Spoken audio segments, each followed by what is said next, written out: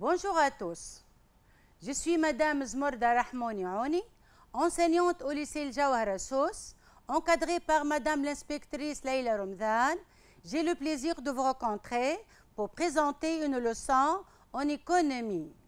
Nous allons nous intéresser aujourd'hui à l'importance quantitative du travail dans la croissance économique.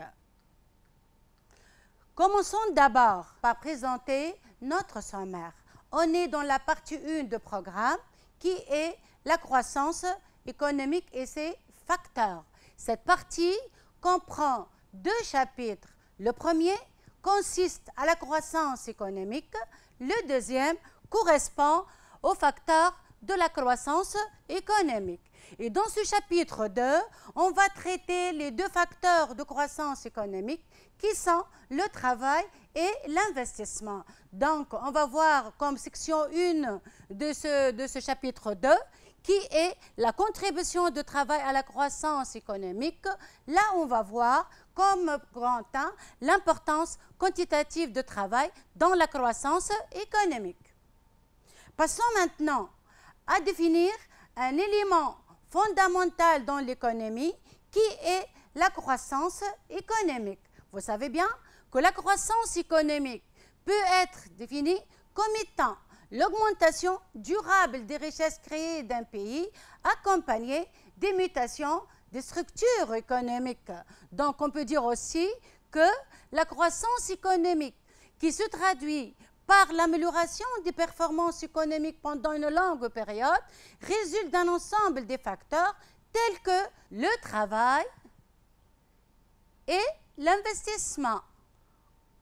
Comme vous savez bien que le travail et l'investissement constituent 2 facteurs pour la croissance économique et on va traiter ensemble aujourd'hui un facteur primordial, le travail, qui est un facteur de production en tant qu'ensemble des capacités physiques et intellectuelles des actifs constitue un facteur de la croissance économique.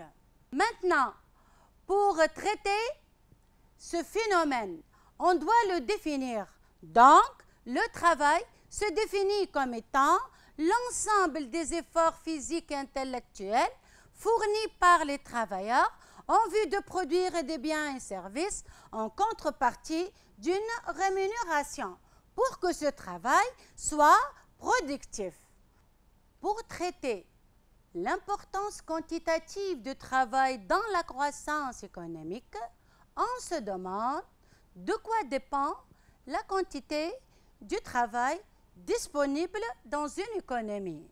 Donc, la quantité de travail dans une économie est représentée par le volume de la population active, c'est-à-dire la main-d'œuvre disponible, et par la durée de travail. Et on parle ici de la durée de travail effectivement accomplie, qui s'obtient en tenant compte de la durée du travail légal, des heures supplémentaires, des congés, etc. La question qui se pose maintenant, comment l'augmentation de la quantité de travail favorise-t-elle la croissance économique? Cette question correspond alors à notre problématique de cette séance. La quantité de travail contribue alors à la croissance économique par, tout d'abord, la mobilisation accrue de travailleurs, c'est-à-dire la main-d'œuvre et la durée de travail, et par l'accroissement des revenus de travail. La question qui se pose maintenant, on va montrer comment une augmentation de la quantité de travail à travers la mobilisation accrue de travailleurs et l'augmentation de revenus de travail stimule la croissance économique. Commençons d'abord par la mobilisation accrue de travailleurs. Cette mobilisation accrue de travailleurs favorise la croissance économique tout d'abord par une population active plus nombreuse et par une augmentation de la durée du travail. Maintenant, on va montrer comment une population active plus nombreuse stimule la croissance économique, dans la mesure où elle fournit des ressources humaines plus importantes qui, une fois mobilisées dans des activités de production, contribuent directement à l'augmentation de la richesse créée et à la croissance économique. Autrement dit, l'accroissement du volume de la population active entraîne des capacités productives supplémentaires qui génèrent l'accroissement des richesses créées favorable à la croissance économique.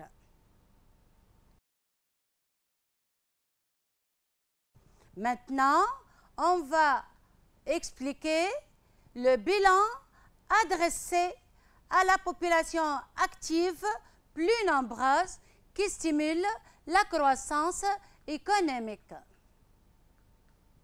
Voilà, comme on a vu, une population active plus nombreuse fournit des ressources humaines qui, une fois mobilisées dans des activités de production, contribuent directement à l'augmentation des richesses créées. Passons maintenant au deuxième volet de la mobilisation accrue des travailleurs, qui est l'augmentation de la durée du travail.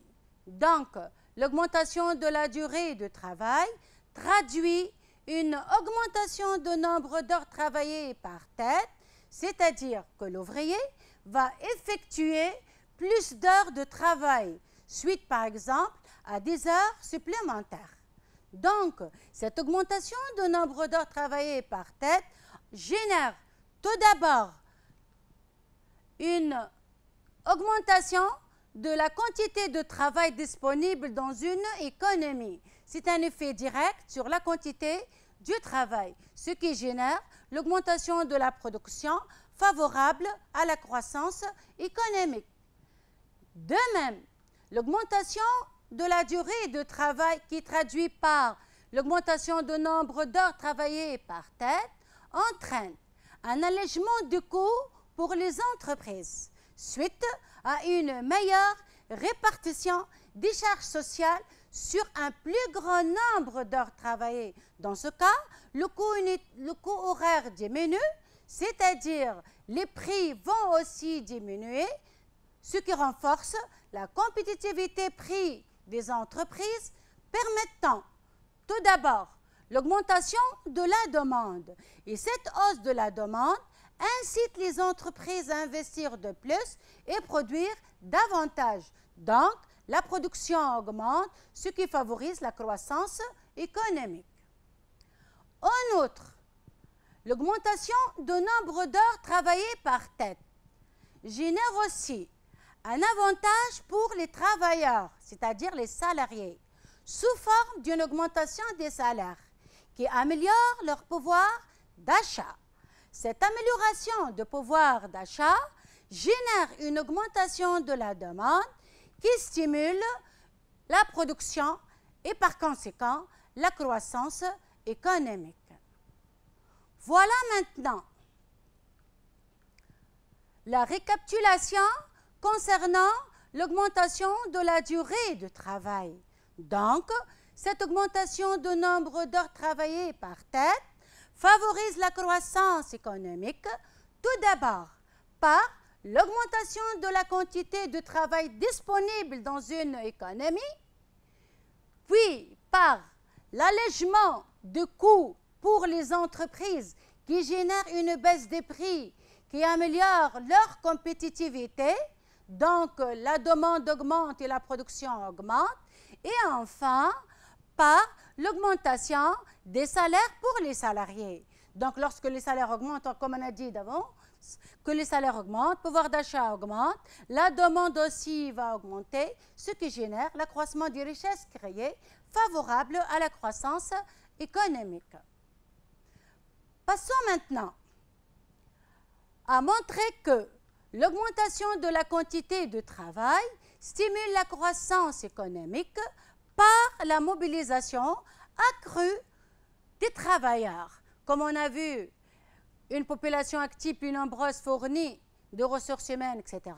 Maintenant, l'augmentation de la durée de travail stimule aussi la croissance économique. De cette manière, on a terminé avec la mobilisation accrue des travailleurs.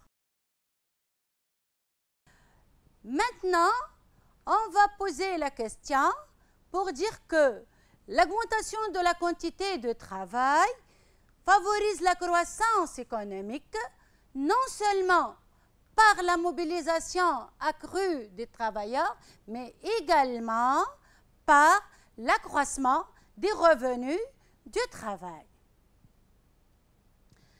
Cette augmentation de revenus provenant de l'augmentation de la quantité de travail, que ce soit le volume de la population active ou la durée de travail, entraîne tout d'abord l'augmentation de la consommation suite à l'augmentation des salaires et le pouvoir d'achat.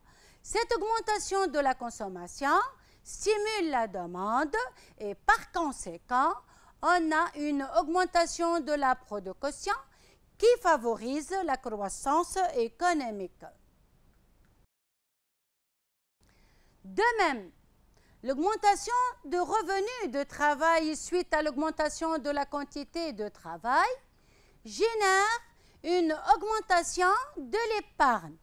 Cette augmentation de l'épargne favorise un accroissement de l'investissement, ce qui stimule la production et la croissance économique. En outre, l'augmentation de revenus provenant toujours de l'augmentation de la quantité de travail génère une augmentation des recettes publiques qui vont être utilisées tout d'abord pour financer des investissements et de distribuer des revenus des transferts. Donc, la production va augmenter, ce qui stimule la croissance économique. Maintenant, on va récapituler notre augmentation de revenus de travail. Donc, cette augmentation de revenus de travail, et n'oubliez pas que cette augmentation de revenus de travail provient toujours de l'augmentation de la quantité de travail. N'oubliez pas toujours l'augmentation de la quantité de travail qui est l'augmentation de la population active et l'augmentation des heures de travail.